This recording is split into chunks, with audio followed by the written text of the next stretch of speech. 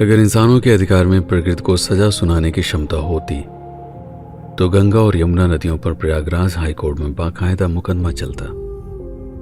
इस गुनाह के लिए कि आखिर क्यों हर साल तुम्हारी वजह से लाखों लोगों को अपना घर छोड़कर जाना पड़ता है। पर इस मुकदमे का फैसला क्या होता, सजा किसे होती? आइए एक रोमांचक मुकदमे के हम सभी साक्षी बनते हैं। इसका नाम होगा बाढ़ का असली अपराधी कौन। इंसानों की अदालत में गंगा और यमुना ने अपना पक्ष रखा कि आखिर हम अपराधी कैसे हो सकते हैं। हम तो पहाड़ों से आने वाले पानी को बहाकर समुद्र तक ले जाते हैं, वरना पूरा शहर ही डूब जाए। सजा देनी है तो पहाड़ों को, तो आखिर वो इतना पानी भेजता ही क्यों है कि हम संभाल ही ना पाए। पहाड़ों ने भी सफाई दी। हम तो पत्थरों से बने हैं, हमारा पानी से क्या लेना देना। गलती बादलों की है जो आकर हमसे टकराते हैं और पानी की बूंदों में बदलकर नदियों में सैलाब ले आते हैं। बादलों ने सीधे कह दिया कि हमें तो समुद्र बनाता है, वरना जरूरत ही क्या है पहाड़ों से सिर टकराने की। समुद्र ने आरोप सूरज पर डाल दिया। सूरज की गर्मी से खुद को बचाने के लिए मुझे अपनी सतह से भाप उड़ाना पड़ता है। अगर मैं ऐसा ना करूं तो मेरा पूरा शरीर ही खौलने लगे। सूरज ने भी काफी सोचने के बाद अपना पक्ष रखा। सारी गलती हाइड्रोजन की है। ना हाइड्रोजन आपस में जुड़कर हीलियम बनाता, न उससे रेडिएशन निकलता, और न ही वो पृथ्वी पर पहुंचकर समुद्र को गर्म करता। सबने अपना पल्ला झाड़ लिया और हाइड्रोजन फंस गया। उसे सूझ ही नहीं रहा था कि वो क्या कहे। उसने इंटरनेट पर काफी सर्च किया और तब अपना पक्ष रखा।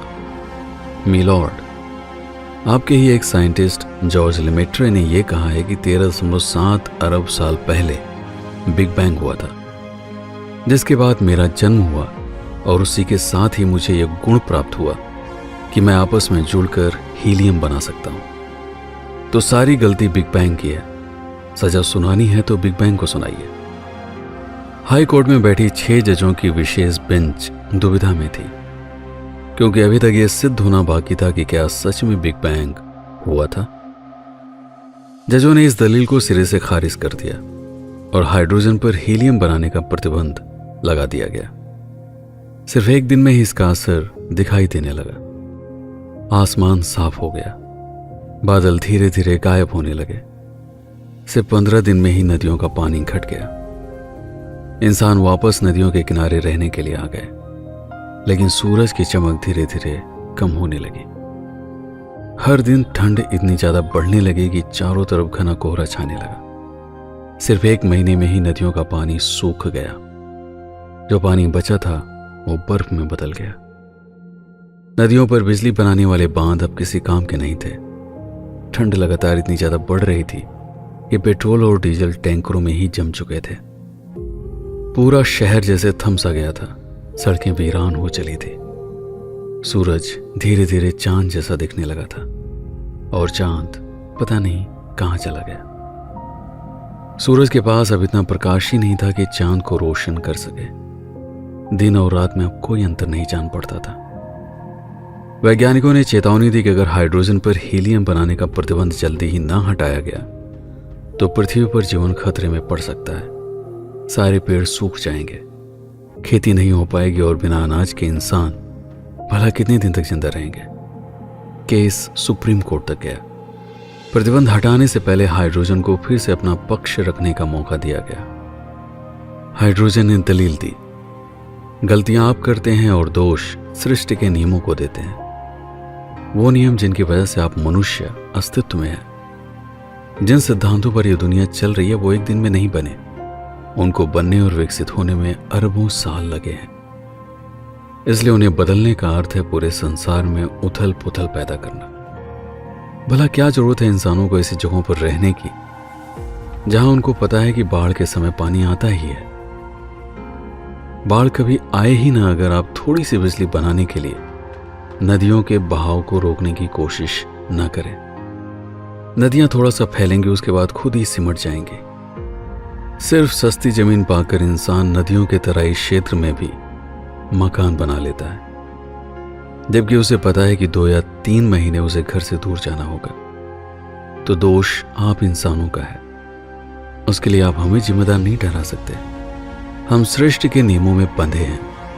हम वही करते हैं जिसके लिए हम बने हैं, लेकिन आप इंसान वो भी करते हैं जिसके लिए आप नहीं बने, और यहीं से सारी गड़बड़ियां पैदा होती हैं। बाढ़ तो बस एक संकेत है कि आपके द्वारा प्रकृति के साथ छेड़छाड़ की जा रही है।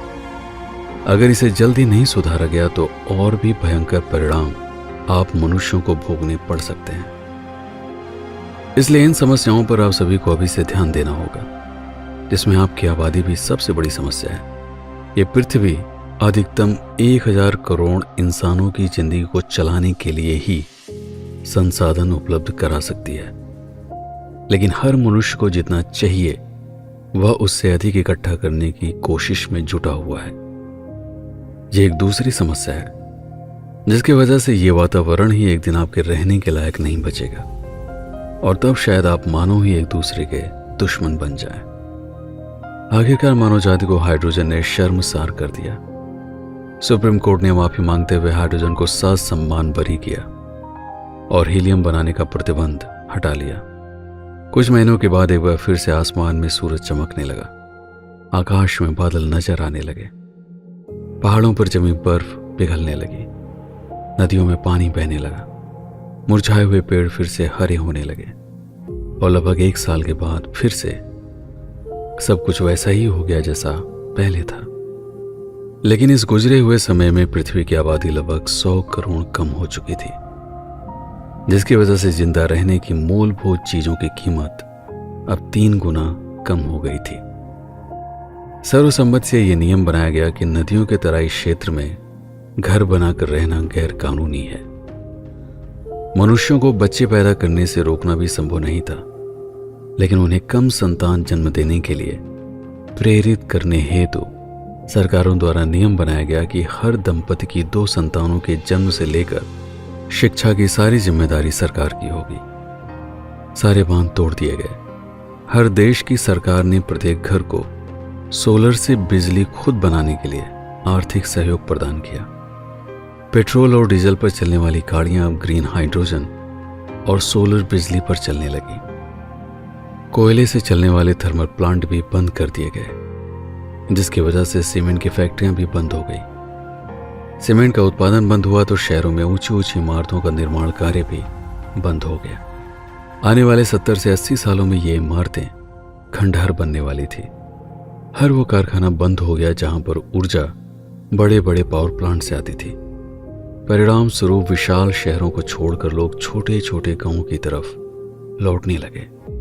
मनुष्य वो प्राणी है जो किसी चीज को चरम तक भोगने के बाद ही खुद में बदलाव लाता है।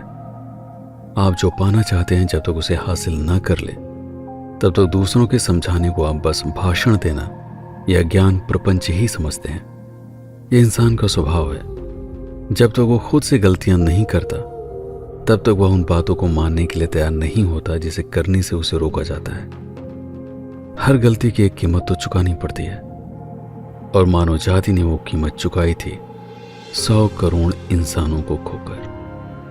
पर शायद ये जरूरी भी था, यह समझाने के लिए कि आपकी जिंदगी कुछ मूलभूत नियमों की देन है।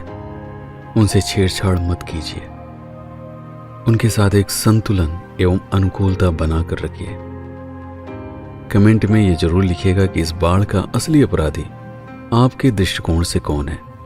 मैं हूं आपका पीके सिंह और आप देख रहे हैं आपका अपना यूट्यूब चैनल प्रतापगढ़ हब। इस वीडियो पर अपना समय बिताने के लिए आपका बहुत बहुत धन्यवाद। जय प्रकृति, जय मनुष्य।